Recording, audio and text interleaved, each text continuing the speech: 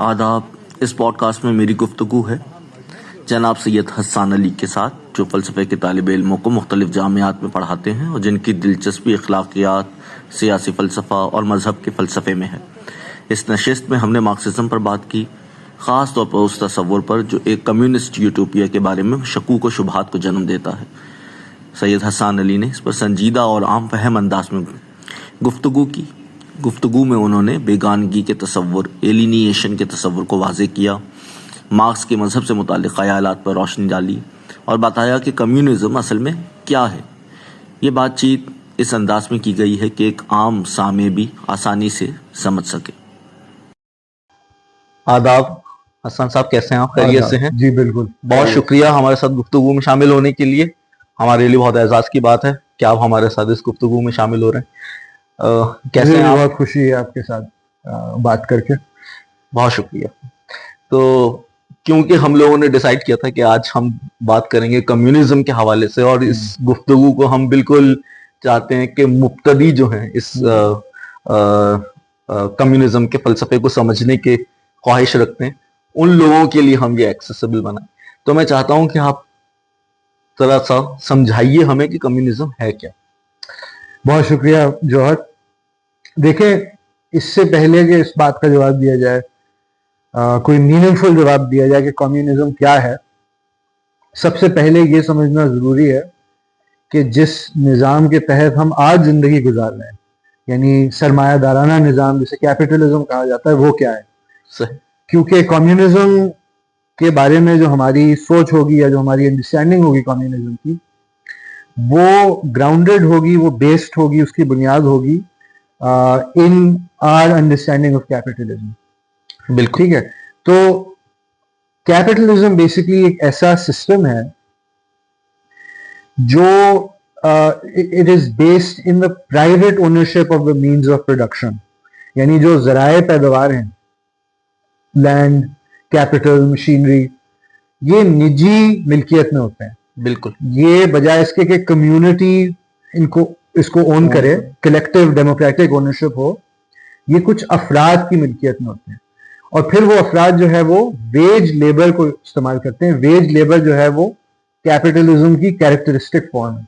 सही। यानी जो बात कैपिटलिज्म को माजी के सिस्टम से मुमताज बनाती है, जो दीगर सिस्टम्स हैं, वो है वेज लेबर, यानी दिहाड़ीदार मजदूर।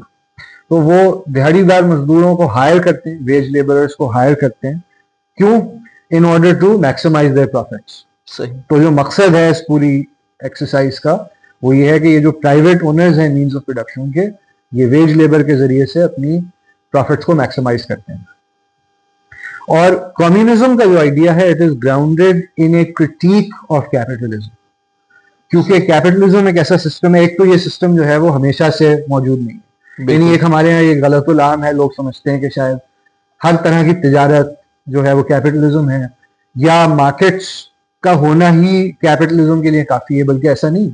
यानी इस तरह का वेज लेबर जो आज एग्जिस्ट करता है, ये हमेशा से नहीं मौजूद है। बिल्कुल बिल्कुल। ठीक है।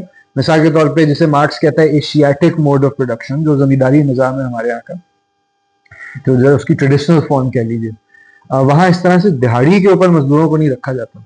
सही। ठीक है ना। तो कैपिटलिज्म, सबसे पहले तो आपको ये जान के शायद हैरत होगी कि मार्क्स वाज एक्चुअली, अगर आप कम्युनिस्ट मैनिफेस्टो पढ़ें तो ऐसा लगता है कि marks is a big fan of capitalism. यानी मार्क्स ये कह रहा है कि capitalism has generated enormous wealth, और जो सारे ट्रेडिशनल हायरार्कीज थी उनको, you know, all that is solid melts in the air, उनको उसने डिसॉल्व कर दिया। लेकिन मसला कैपिटलिज्म के साथ क्या है? Like every human system, it has its limitations. बिल्कुल। and it runs into problems which are grounded in some of the contradictions that define capitalism. तारीख के हर एरा में कुछ तजादात होते हैं। उन तजादात को समझे बगैर आपकी जो अंडरस्टैंडिंग होगी वो बड़ी लिनियर बेसिक सी अंडरस्टैंडिंग होगी। उन तजादात को समझना जरूरी है। एक जदलियात है एक तारीख के अंदर। बिल्कुल। जो जदलियात which lies at the center of history, जो तजादात हैं तारीख के, इनको समझना बहुत जरूरी है किसी भी दौर को समझने के लिए। तो कैपिटलिज्म के अंदर कुछ इस तरह की कॉन्ट्रडिक्शंस हैं। तो मिसाल के तौर पे कैपिटलिज्म वेल्थ तो बहुत जनरेट करता है, सही, लेकिन उस वेल्थ से क्या फंडामेंटल ह्यूमन नीड्स सेटिस्फाई हो रही? यानी जब टेक्नोलॉजी, मॉडर्न टेक्नोलॉजी जो है वो जब वजूद पजीर हुई, when it emerged on the horizon, तो बहुत सारे जो यूटोपियन थिंकर्स थे 18th सेंचुरी के, 19th सेंचुरी के, उनका यह ख्याल था कि टेक्नोलॉजी ह्यूमन एमेंसिपेशन यानी इंसान की आज़ादी का बायस बनेगी। बिल्कुल सही कह रहे और लोग जो है, जिस तरह आपने एक लफ्ज आप इस्तेमाल करते हैं ड्रजरी, राइट, लोग जो है वो एक बहुत ही इस तरह की जिंदगी जो महज उनकी बुनियादी जरूरियात के हुसूल में गुजर जाती है, उसकी बजाय अब लोगों के पास वक्त होगा, क्योंकि जो सारा बेसिक लेबर है, मशीन्स इसको बड़ा एफिशिएंट बना देंगे, बिल्कुल, तो उनके पास वक्त होगा और उस वक्त को वो इस्तेमाल कर सकेंगे अपनी क्रिएटिव डेवलपमेंट के लिए, सेल्फ एक्सप्रेशन के लिए, एक आजाद जिंदगी गुजारने के लिए। लेकिन हुआ ऐसा नहीं। तो हमने देखा कि 20वीं सदी में और आज भी 21वीं सदी में भी, बजाय इसके कि जो हमारा इकोनॉमिक सिस्टम है वो रैशनल हो, यानी उससे बेसिक ह्यूमन नीड सेटिस्फाई हो, मकसद तो यही है ना इकोनॉमिक एक्टिविटी, उल्टा हुआ, एक मिलेस हम महसूस करते हैं, डिसइल्यूजनमेंट का, बिल्कुल, जिसको मॉडर्न सोसाइटीज के अंदर, बिल्कुल बिल्कुल। और लेबर जो है, जो वर्कर्स हैं, या सोसाइटी एज अ होल, नजर ही आता है कि वो मीन्स ऑफ प्रोडक्शन से क्योंकि एलियनेटेड है। बिल्कुल, बहुत अच्छी बात है। तो वो जैसे मार्क्स अपने अर्ली वर्क में कहता है, अपने स्पीशीज बीइंग से भी एलियनेटेड है। क्या बात है, वाह, ठीक है। तो इसका हल उसी वक्त मुमकिन है कि जब हम कैपिटलिज्म को एज अ सिस्टम ओवरकम कर सकें।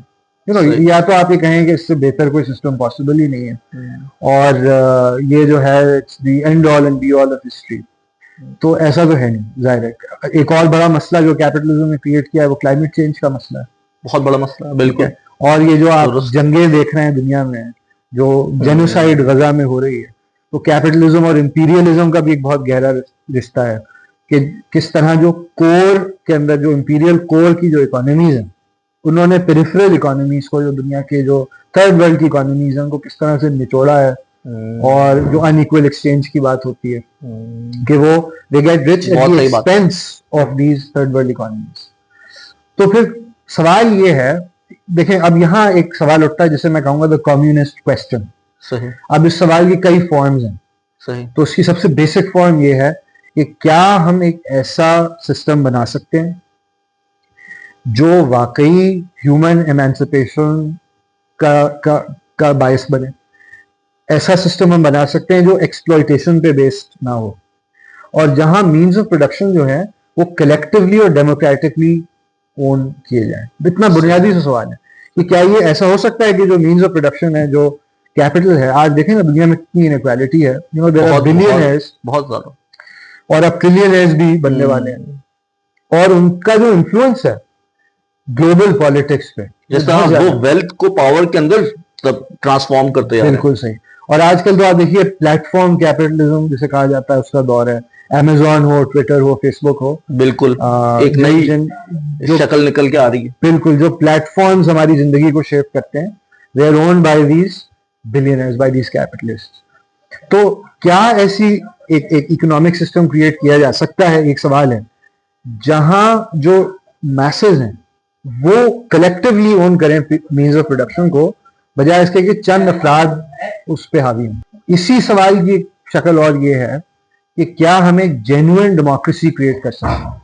यानी डेमोक्रेसी का आइडिया तो बहुत अच्छा है, लेकिन आजकल जो हमारे यहाँ तो खैर बहुत ही वाज़ेह है, लेकिन इवन जो वेस्ट में जो ये बहुत अहम सवाल आपने रेस कर दिया, डेमोक्रेसीज हैं, जैसे आप देखें यूएस में इस वक्त जो पॉपुलेशन का एक बहुत बड़ा हिस्सा ऐसा है, खासतौर से amongst young people but in general, जो कि इस जेनोसाइड के शरीफ खिलाफ है, और इसराइल की जो अप्रूवल रेटिंग्स हैं दे हैव प्लमेटेड। लेकिन जो उनकी पॉलिटिकल क्लास है, उनकी अगर आप बयानात सुनेंगे तो वो आपको कोई और ही जबान बोलते हुए दिखाई बिल्कुल देंगे। बिल्कुल। तो जो the will of the people is rarely translated into policies. तो ये जो मसला है ये क्यों है, इसकी वजह ये है कि कैपिटलिस्ट सोसाइटी में जो पावर का सरचश्मा है वो कैपिटल है। तो जाहिर है जिसके पास कैपिटल है, और डेमोक्रेटिक सिस्टम काफी यानी बेहतर मेरे ख्याल से एक निजाम है, लेकिन इसके बावजूद इनफेक्चुअल हो चुका है वो। डेमोक्रेसी का आइडियल बहुत अहम है। यू नो, जैसे वो जीजैक कहता है कि आइडियल्स को कंप्लीटली रिजेक्ट कर देने से तो बेहतर ये है कि आप मुनाफिक हो, यानी आपके आपके आइडियल्स और आपकी रियलिटी में फर्क हो।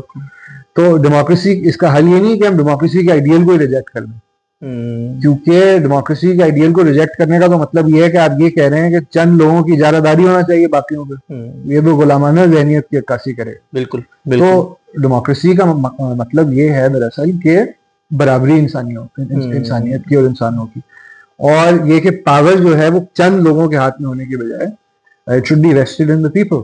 लेकिन ये आइडियल क्या कैपिटलिज्म के साथ कंसिस्टेंट है, ये सवाल है। तो कैपिटलिज्म को आप जितना भी रिफॉर्म कर लें, उसे जितना भी रेगुलेट करें, at the end of the day the people carrying out those reforms, you know, the parties which are in power, वो कैपिटलिस्ट्स के इंटरेस्ट को ही तो रिप्रेजेंट करें। एक और नई शक्ल हमारे सामने इंपीरियलिज्म की आ रही है, चाहे वो शक्ल बदल दे अपनी ग्लोबलाइजेशन की शक्ल में, बिल्कुल, लेकिन वो वेस्टर्नाइज्ड ही है बेसिकली। सही। तो ये है कम्युनिस्ट क्वेश्चन, और इसका जवाब जो है वो ये है कि बिल्कुल ऐसा करना, मतलब ये क्यों कहें कि ये इम्पॉसिबल है, मतलब on the basis of what evidence हम ये मान लें कि कैपिटलिज्म का कोई अल्टरनेटिव नहीं है। अच्छा, एक सवाल मैं चाहता हूँ कि आप इसके ऊपर थोड़ा से रोशनी डालिए। ये एलिनेशन का जो आइडिया मार्क्स पेश करता है, और पियो बार्क से उसने मेरे ख्याल से बोरो भी किया है, मैं पढ़ रहा था कहीं तो वैक्स वेबर ने जिस तरीके से लिखा कि 20वीं सदी के अंदर जो शक्ल कैपिटलिज्म की नमूदार हुई वो इस बुनियाद पे थी कि जो वर्कर्स थे वो जैसे एक कॉक से बन गए मशीनरी के अंदर, स्मॉल स्मॉल पीसेस बना रहे हैं वो, और इस तरीके से वो अपने ही जो उनका अपने ख्याल से नेचर कह लें आप, या उनका एसेंस कह लें, उससे वो कट ऑफ हो गए। तो आप जरा सा हमें समझाइए, खास तौर पर हमारे जो नौजवान बच्चे हैं उनके लिए मैं चाहता हूँ कि आप जरा आसान जबान के अंदर जो जार्गन लोडेड ना हो, ये समझाइए कि कैसे एलिनिएटेड हो जाते हैं हम, अपने एसेंस से कट जाते हैं हम।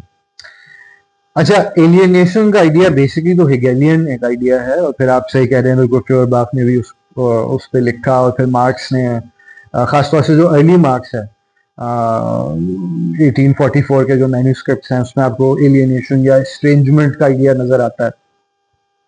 और अब बहुत से लोग दोबारा जो है वो अर्ली मार्क्स की तरफ वापस जा रहे हैं, वो कह रहे हैं अर्ली मार्क्स के जो आइडियाज हैं वो जरूरी हैं कैपिटलिज्म की एक इन डेप्थ क्रिटिक को डेवलप करने के लिए।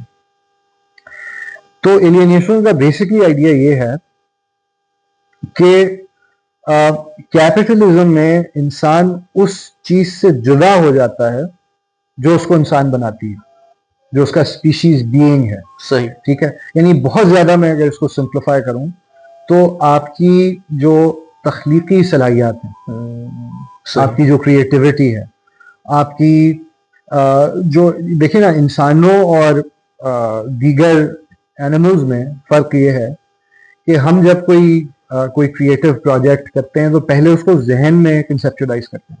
सही, हम सिर्फ इंस्टिंक्ट की बेसिस पे क्रिएट नहीं करते। जिस तरह मिसाल के तौर पर टर्माइट्स एक कॉलोनी बनाते हैं तो उनके पास पहले कोई आर्किटेक्चरल प्लान नहीं होता जिसकी बेसिस पे वो काम करते हैं, लेकिन इंसान जो है वो चीजों को कंसेप्चुलाइज करने की सलाहियत रखता है। तो मेरा तो ख्याल है कि एलियनेशन के आइडिया को सही मानों में समझने के लिए आपको पहले एरिस्टोटल पढ़ना पड़ेगा। सही। तो एरिस्टोटल का जो कंसेप्शन है eudaimonia and of human nature as basically rational nature, मेरा ख्याल है वहां से एलियनेशन के आइडिया की एक बेहतर ताबीर की जा सकती है। सही, कि ये जो हमारी रैशनल नेचर है और जो हमारी क्रिएटिव कैपेसिटीज है, ability to conceptualise our projects, इससे हमें जुदा कर देता है कैपिटलिज्म। और क्यों जुदा करता है? Because of the value form which underlies capitalism. क्योंकि कैपिटलिज्म में वैल्यू क्या है? वैल्यू कैपिटलिज्म में है सरप्लस लेबर। सही। तो पूरा सिस्टम जो है वो बेसिकली प्रॉफिट मैक्सिमाइजेशन की तरफ ऑप्टिमाइज्ड है। और तो उसमें जो बेसिक ह्यूमन नीड्स हैं, मिसाल के तौर पे मार्क्स का एक बड़ा कोर कंसेप्शन है the realm of necessities, the realm of necessity versus the realm of freedom.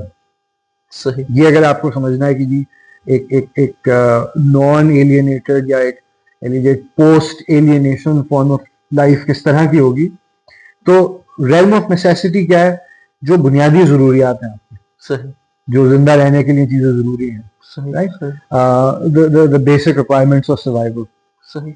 लेकिन जब वो रिक्वायरमेंट्स पूरी हो जाती हैं तो फिर उसके बाद जो वक्त आपके पास बचता है, उस वक्त को आप इस्तेमाल कर सकते हैं अपनी ह्यूमैनिटी को एक्सप्लोर और डेवलप करने के लिए। सही, मसला ये है कैपिटलिज्म में कि बेसिकली थेफ्ट ऑफ टाइम, कि सही। क्योंकि वर्कर का जो की जो पूरी जिंदगी है वो इस तरह से ऑर्गेनाइज की जाती है कि प्रॉफिट मैक्सिमाइज हो सके, ना कि ये कि उस वर्कर की वेलबींग को मैक्सिमाइज किया जा सके।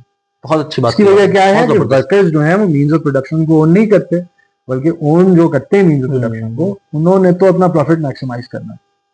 ठीक है, तो मिसाल के तौर पे जी कंस्ट्रक्शन हो रही, घर बन रहे हैं, कंस्ट्रक्शन इंडस्ट्री में लेट्स से बूम आया हुआ है, तो क्या अगर घर बन रहे हैं तो उसका मतलब ये है कि होमलेसनेस कम हो रही है?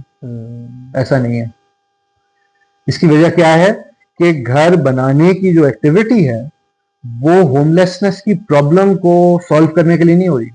बिल्कुल सही। उसका मकसद ये नहीं है कि लोगों के पास जो है सर पे एक छत होनी चाहिए, बल्कि प्रॉफिट मैक्सिमाइजेशन। जैसे अक्सर लोग ये कहते भी हैं, मार्क्स जो मार्क्सिस्ट फलसफे के दाई हैं, कि भाई हम कपड़ा बना रहा है जौलाहा, लेकिन उसका तन खुद नंगा है, और वो मजदूर जो है वो घर बना रहा है लेकिन वो खुद बेघर है। बिल्कुल सही। तो यही सूरत हाल है आप जिसकी तरफ इशारा कर रहे हैं। बिल्कुल ऐसे ही है। और ये कि इवन ये कि जो जो जो मिडिल क्लास लोग हैं आपके, जो शायद अपने आप को वर्किंग क्लास से नहीं जोड़ते हैं, ये तस्वुर नहीं करते कि हम भी वर्किंग क्लास में शामिल हैं, या इवन जो आपकी के स्मॉल बिजनेस ओनर्स जो हैं, जो पेटी बोर्जुआजी जो है, सही, सही। वो उनकी जिंदगी भी ultimately it's an alienated form of existence. क्योंकि जो आपके मिडिल क्लास, मिसाल के तौर पे किसी आईटी फर्म के आप एम्प्लॉय हैं, या मिडिल मैनेजमेंट का आप हिस्सा हैं किसी fast moving consumer goods company में, तो क्या आप वाकई are you in control of your life? क्या आप वाकई आपके पास इतना फ्री टाइम है? यानी देखें ना, एक बड़ा दिलचस्प टर्म है वर्क लाइफ बैलेंस। तो इसमें ये अज्यूम किया जा रहा है कि वर्क और लाइफ अलग अलग चीजें, कि जिंदगी जो है वो कंपनी की हदों और फैक्ट्री की हदों के बाहर शुरू होती है, और जब आप काम कर रहे हैं तो यू आर रिड्यूस टू, जिस तरह आपने कहा जी, cog in the giant machine of industrial capitalism, right. और जो आप लफ्ज टर्म इस्तेमाल कर रहे हैं प्रॉफिट, ये भी एक तरह का यूफेमिज्म है कि जिस वो एक्सप्लॉयटेशन है कंप्लीटली। बिल्कुल, प्रॉफिट यही है। प्रॉफिट क्या है कि मजदूर जो प्रोडक्शन कर रहा है, उस प्रोडक्शन के अंदर एक छोटा सा हिस्सा ऐसा है जो मजदूर को वापस मिलता है in the form of wages, और बाकी सारा जो उसका सरप्लस प्रोडक्शन है वो किसके कंट्रोल में होता है? कैपिटलिस्ट के कंट्रोल में। और जब आप निगोशिएट करेंगे अपनी वेजेस को, तो उसके अंदर जाहिर सी बात है उनके पास ज्यादा एडवांटेजियस पोजीशन। बिल्कुल, उनके पास बार्गेनिंग पावर ज्यादा है, क्योंकि अगर आप नहीं काम करेंगे तो फिर the only other choice is starvation. बिल्कुल ठीक है। तो जैसे मार्क्स तो ये कहता है, you know, workers are forced to sell their labour power in the market.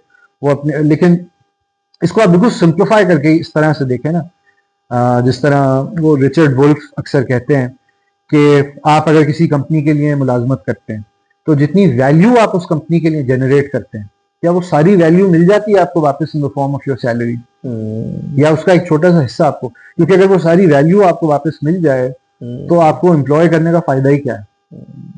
सही कह रहा है। ठीक है, तो आप तो इसलिए आपको एम्प्लॉय किया जाता है कि जो वैल्यू आप क्रिएट कर रहे हैं उसका एक हिस्सा आपको मिलता है, और बाकी सारा जो उसका सरप्लस आउटपुट है वो that is controlled by a few people, जो ये डिसाइड करते हैं कि क्या प्रोड्यूस होना है, कितना प्रोड्यूस होना है, कहाँ प्रोड्यूस होना है, किसने प्रोड्यूस करना है। ठीक है, तो अब ये बताइए, क्या ऐसा मुमकिन है कि एक कंपनी जो है, एक जो फैक्ट्री है, वो मजदूर ओन करें और उसको डेमोक्रेटिकली ओन किया जाए? यानी जब आप ये पूरे मुल्क को डेमोक्रेटिकली चलाने की बात करते हैं, तो फिर डेमोक्रेसी को कॉरपोरेशन के दरवाजे पे छोड़ के क्यों अंदर दाखिल होते हैं? तो क्या कॉर्पोरेशंस को भी डेमोक्रेटाइज किया जा सकता है, बहुत अच्छा बिल्कुल किया जा सकता है। जैसे जो वर्कर ओन कंपनीज दुनिया में आजकल मौजूद है, मॉन्ड्रेगॉन कॉर्पोरेशंस की एक बड़ी मिसाल है। तो ये मुमकिन तो है ना कि डेमोक्रेटिकली रन किया जाए कंपनीज को, सही, for and by the workers. तो कम्युनिज्म एक ऐसा सिस्टम है जिसमें जो कम्युनिटी है, अब मैं जवाब दे रहा हूं आपके सवाल का कि कम्युनिज्म है क्या। कम्युनिज्म एक ऐसा सिस्टम है जिसमें the community owns the means of production democratically, और फिर इस सिस्टम में क्योंकि चंद अफराद ओन नहीं करेंगे मीन्स ऑफ प्रोडक्शन को, तो लिहाजा क्लास सिस्टम भी नहीं होगा। यानी क्लास सिस्टम ये है ना कि एक तबकाती निजाम जिसे कहते हैं, कि एक तबका जो है वो सरमायादारों का तबका है जो ओन करता है मीन्स ऑफ प्रोडक्शन, और एक मजदूरों का तबका है, और बीच के कुछ तबकात हैं।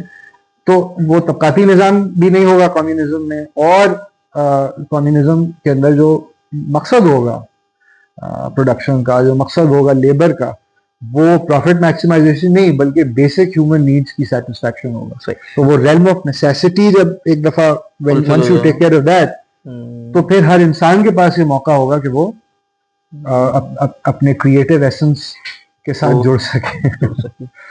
एक बहुत इंपॉर्टेंट सवाल, मैंने अभी रिसेंट पास्ट के अंदर कुछ हाइडेगर के हवाले से कुछ पढ़ रहा था मैं, तो उस बुक के अंदर उन्होंने ये तस्करा किया कि जो हमारा ये एटीट्यूड है कि हम यूटिलिटेरियन एटीट्यूड, कि हम चीजों को मीन्स टुवर्ड्स सम एंड समझते हैं, हर चीज को रिसोर्स के तौर पे हम जो देखने का हमारा एटीट्यूड है, ये अगर परसिस्ट करता रहेगा तो इवन आफ्टर द रेवोल्यूशन हम बहुत बड़ी बुनियादी तब्दीलियां नहीं ला सकेंगे। इंसानों की जो यानी एम्बेडेड होगा वो इस तरीके से एटीट्यूड हमारे मेंटालिटी के अंदर, कि बाहिर तो हमने चेंजेस कर दी होंगी सोसाइटी के स्ट्रक्चर के अंदर, लेकिन हम अभी भी उसी एटीट्यूड के साथ क्योंकि देख रहे होंगे चीजों को, तो शायद हम कुछ बहुत बड़ी तब्दीली ना ला सकें। हो सकता है किसी और तरह की हम टोटलिटेरियनिज्म की तरफ मूव कर जाएं, या किसी और तरह की यानी जी। तो सबसे पहले तो अगर आप if you know develop a Marxist critique of capitalism, या अगर आप कम्युनिज्म की बात करते हैं, you don't have to be committed to utilitarianism. आप एक कांटियन भी हो सकते हैं, आप एक एरिस्टोटेलियन भी हो सकते हैं। इनफैक्ट मैं तो आपसे यही कह रहा हूँ कि जो आइडिया है स्पीशीज बीइंग आइडिया, ये एक एरिस्टोटेलियन आइडिया है। सही, ठीक है। तो ये जो यूटिलिटेरियन एटीट्यूड हमारा है, देखिए ना, ये भी मेरा ख्याल है यूटिलिटेरियनिज्म की एक सॉर्ट ऑफ परवर्टेड फॉर्म है, जिसे यूटिलिटेरियनिज्म कहा जाता है अमूमन। तो जो अक्सर लोग यूटिलिटेरियनिज्म को क्रिटिसाइज कर रहे होते हैं, वो दरअसल उनकी क्रिटिक किस पे होती है कि यूटिलिटी को प्रॉफिट के साथ या इकोनॉमिक ग्रोथ के साथ कंफ्यूज किया जाता है। हालांकि जो यूटिलिटेरियन थिंकर्स हैं, चाहे वो बेंथम हो चाहे वो मिल हो, वो तो happiness, human happiness of the masses की बात कर रहे हैं। तो यूटिलिटेरियनिज्म भी मेरा ख्याल है कैपिटलिज्म तो यूटिलिटेरियनिज्म के साथ भी कंसिस्टेंट नहीं है। ठीक है, क्योंकि ये सिस्टम हैप्पीनेस मैक्सिमाइज करने की बजाय ये तो माइनॉरिटी के इंटरेस्ट्स को केटर कर रहा है rather than the majority, right. तो लेकिन एट द सेम टाइम मैं समझता हूँ कि यूटिलिटेरियनिज्म के मसाइल क्या हैं। एक तो यूटिलिटेरियनिज्म की कमिटमेंट है टू हीडनिज्म, कि the only thing which is good in itself is pleasure. ये प्रॉब्लमैटिक है, और बिल्कुल ये बात सही है कि अगर आपका एक यूटिलिटेरियन पॉइंट ऑफ व्यू होगा तो बहुत सारे ऐसे फंडामेंटल ह्यूमन गुड्स हैं जिनकी इंपॉर्टेंस को शायद आप रिकग्नाइज नहीं करेंगे, जैसे फ्रीडम फॉर एग्जाम्पल, राइट। इसीलिए मैं समझता हूँ कि मैं अपने आप को यूटिलिटेरियन नहीं कहूंगा। सही। और आप फ्रीडम के आइडिया को कैसे कॉन्सेप्चुअलाइज करते हैं इस फ्रेमवर्क के अंदर, मार्क्सिज्म? हाँ, देखें, फ्रीडम का तो बड़ा ही जाहिर है क्रूशल आइडिया है, और मेरा ख्याल है कि जो मार्क्सिस्ट क्रिटिक है कैपिटलिज्म की, उसमें जो सेंट्रल कंसेप्शन है वो फ्रीडम है। सही। यानी बहुत से लोग इगैलिटेरियन थिंकर समझते हैं मार्क्स को, और समझते हैं कि इक्वालिटी का आइडिया जो है वो बेसिक आइडिया है। तो वहां पे तो फिर जाहिर है कि ये सवाल आएगा कि इक्वालिटी से आपकी क्या मुराद है। अगर एक परफेक्ट इगैलिटेरियनिज्म की आप बात करते हैं तो that's not what communists talk about.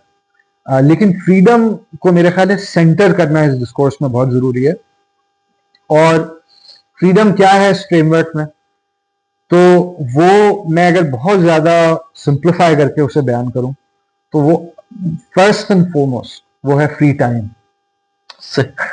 ठीक है ना, इन एन एवरीडे सेंस, रोजमर्रा की जिंदगी में, कि आपका जो वक्त है वो तमाम वक्त आपका सिर्फ जिंदगी की बुनियादी जरूरियात हासिल करने में ना निकल जाए। कि ऐसा ना हो कि भाई आप फैक्ट्री जाते हैं सुबह और रात में जब आप वापस आते हैं तो अब आपके पास ना ये वक्त है, इतना वक्त है कि आप कम्युनिटी की लाइफ में पार्टिसिपेट कर सकें, ना आपके पास इतना वक्त है कि आप अपने क्रिएटिव प्रोजेक्ट को परस्यू कर सकें, ना आप अपनी स्पिरिचुअल डेवलपमेंट को परस्यू कर सकते हैं। तो अब first and foremost free time, बिल्कुल। उसके बाद ऐसे इंस्टीट्यूशंस होने जरूरी हैं जिनके जरिए से हम उस फ्री टाइम को इस्तेमाल कर सकें क्रिएटिव एक्टिविटीज के लिए, आर्ट्स के जरिए या पॉलिटिक्स के जरिए या इवन जो स्पिरिचुअल एक्सप्लोरेशन है। सही। तो मेरा ये ख्याल है कि फ्रीडम का आइडिया ये नहीं है कि एक इंडिविजुअल जो है वो बिल्कुल सोसाइटी से मुबर्रा हो, कंप्लीटली इंडिपेंडेंट हो, सेल्फ सफिशिएंट हो। ये तो एक बहुत ही महदूद सा आइडिया होगा फ्रीडम, राइट? कि यानी इस हिसाब से तो जो शख्स जो है वो सोसाइटी को छोड़ के जाके किसी गार में रहने लगे वो बहुत आजाद है। नहीं, लेकिन बात यह है कि मार्क्सिस्ट ट्रेडिशन में हम फ्रीडम को इस तरह देखते हैं, freedom is possible within the framework of certain institutions. तो सेल्फ वर्सेस सोसाइटी की डायनामिक नहीं है यहाँ पे, you know, freedom from the dictates of society, बल्कि सेल्फ को देखा जा रहा है as interdependent on society. Society और सेल्फ आपस में इंटरडिपेंडेंट है, राइट? सेल्फ का कंसेप्शन ही एक सोशल कंसेप्शन है, ठीक है ना? यानी आप कौन हैं, आपकी आइडेंटिटी क्या है, इसका ताल्लुक ज़ाहिर है इस बात से है कि आप किस सोसाइटी के साथ जुड़े हुए हैं और उसका form of you know production क्या है, उसकी इकोनॉमिक फॉर्म क्या है, किस तरह के इंस्टीट्यूशंस हैं सोसाइटी में, उस सोसाइटी में जिसके ज़रिए से आपकी शख्सी जो साख्त है वो भी हुई है, और आपकी जो आइडियोलॉजिकल डेवलपमेंट है वो भी उस सोसाइटी के अंदर हुई है। तो लिहाजा ये दोयम ये कि इस तरह के इंस्टीट्यूशंस हों जो कि उस क्रिएटिव एक्सप्रेशन को और क्रिएटिव डेवलपमेंट को मुमकिन बना सकें। अब आपकी बात अभी जो आपने गुफ्तगू की उसी के अंदर एक पहलू मुझे भी ख्याल आया कि आप ये बता रहे थे स्पिरिचुअल डेवलपमेंट। तो मैं ये चाहता हूँ कि आप ज़रा बताइए कि मार्क्सिस्ट सोसाइटी के अंदर, कम्युनिस्ट सोसाइटी के अंदर किस तरह की स्पिरिचुअल डायमेंशंस जो हैं मौजूद होंगी, और क्या उनका कुछ क्रिएटिव डायमेंशन से भी ताल्लुक होगा, या जिस तरह की मोनेस्ट्री के अंदर, पास्ट के अंदर, यानी बहुत सारे लोग जो तनकीद करते हैं मजहब के ऊपर, वो यही इस तरह की होती है कि भाई वो अब उसका पोटेंशियल ख़त्म हो चुका है, या इस तरह की बात है, इस तरह की। अच्छा, यानी देखें, आपका शायद इस तरफ भी इशारा एक है कि मार्क्स की जो मज़हब पे तनकीद है, बिल्कुल, तो अक्सर लोग उसका हवाला देते हैं वो ओपियम ऑफ द मासेस वाली, जो वो हालांकि वो एक इनकम्प्लीट कोर्ट है, पूरा कोर्ट अगर आप पढ़ें तो उसमें वो बताता है कि किस तरह मज़हब जो है उसको, you know, it's the sigh of the oppressed creature, the soul of a soulless condition. तो वो ये बताता है कि किस तरह मज़हब जो है उसके ज़रिए से लोगों ने एक्सप्रेस किया है अपनी एलियनेटेड कंडीशंस को, अपने एलियनेटेड सेल्फ को। तो मैं नहीं समझता कि मज़हब जो है उसमें और कम्युनिज़म में कोई बुनियादी तज़ाद है, सही, लेकिन जाहिर है कि मटेरियलिस्टिक फिलॉसफी है, क्योंकि हाँ, वो ज़रूर है कि मटेरियलिस्टिक फ़िलॉसफी है, लेकिन मटेरियलिस्टिक फ़िलॉसफी होने का मतलब ये है, लेकिन इतना ज़रूर है कि जाहिर है एक कम्युनिस्ट सोसाइटी, क्योंकि एक डेमोक्रेटिक सोसाइटी होगी, तो वहाँ भी वहाँ मज़हब जो है वो एक ऐसा मज़हब होगा जो लोगों के इंटरेस्ट्स के साथ मुताबिकत रखता हो। यानी उसका जो फोकस है वो इस जिंदगी पे होगा, ठीक है? यानी इस जिंदगी में जो मसाइल हैं, जो ऑप्रेशन है, जो इनजस्टिस है, उसके खिलाफ आवाज उठाना, क्या ये मजहब के लिए एक प्रायोरिटी नहीं होनी चाहिए? जैसे मिसाल के तौर पे ये तो माजी में भी रही है, बिल्कुल। और देखें ना, जैसे साउथ अमेरिका में पूरी लिबरेशन थियोलॉजी, राइट, और ये बहुत से अच्छा जो क्रिश्चियन थिंकर्स हैं वो कहते हैं ये हेरेसी है, क्योंकि उसका फोकस जो है वो इस जिंदगी पे है बजाय किसी ट्रांसेंडेंट रेल्म पे, किसी अदर वर्ल्डली रेल्म पे फोकस होने की बजाय जो वो कहते हैं कि जी सैल्वेशन का मकसद सिर्फ ये नहीं है कि आप जन्नत में चले जाएं, बल्कि सैल्वेशन के लिए ज़रूरी है कि इस दुनिया में जो मजालिम हो रहे हैं या दुनिया में जो लामसावी हालात हैं हमारे, उनके साथ उनको कंटेस्ट किया जाए और उसको ख़त्म किया जाए। ठीक है, तो अगर आप के मजहब में या जो आपका जो स्पेस है अगर आपके लिए, और अगर आपका जो मजहबी एटीट्यूड है वो इस चीज को सेंटर करता है, तो फिर मेरे ख्याल है कि जो मूवमेंट है फॉर बिल्डिंग कम्युनिस्ट सोसाइटी, उसमें आपका एक बड़ा कलीदी किरदार हो सकता है।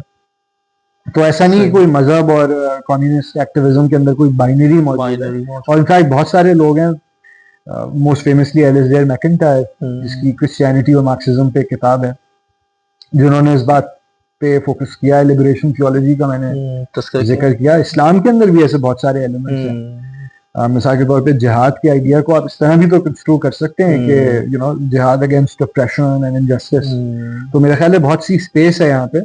और एक देखें ना, एक कम्युनिस्ट सोसाइटी के अंदर भी जो सेल्फ एक्सप्रेशन की जब मैं बात करता हूँ, क्रिएटिव डेवलपमेंट की बात करता हूँ, तो उसमें जो स्पिरिचुअल डोमेन है, spirituality understood as a this worldly exercise, the cultivation of certain virtues, the cultivation of certain states of mind. सही। वो जो है बिल्कुल उस सोसाइटी का एक हिस्सा हो सकता है, उस सोसाइटी की प्रायोरिटीज में शामिल हो सकता है। बल्कि तो मटीरियलिस्टिक इस सेंस में नहीं कि फोकस जो है वो सिर्फ मटीरियल नीड्स पे है, बल्कि इनफैक्ट मार्क्स तो ये कह रहा है ना कि रेल्म ऑफ नेसेसिटी में जो बुनियादी चीजें शामिल हैं वो एक दफा वो आपको मिलेंगी, फिर आप रेल्म ऑफ फ्रीडम में दाखिल हो सकते हैं। सही। तो ये मेरा ख्याल है समझना जरूरी है। बहुत शुक्रिया, मैं बहुत शुक्रगुजार हूं कि आपने वक्त निकाला और बहुत ही अच्छी गुफ्तगू की। मेरे ख्याल से जो लोग इस पूरे फ्रेमवर्क से नावाकिफ थे, उनको मेरे ख्याल से बिल्कुल कुछ बुनियादी सवालात के जवाब तो जरूर मिल जाएंगे। बहुत मेहरबानी। Thank you very much.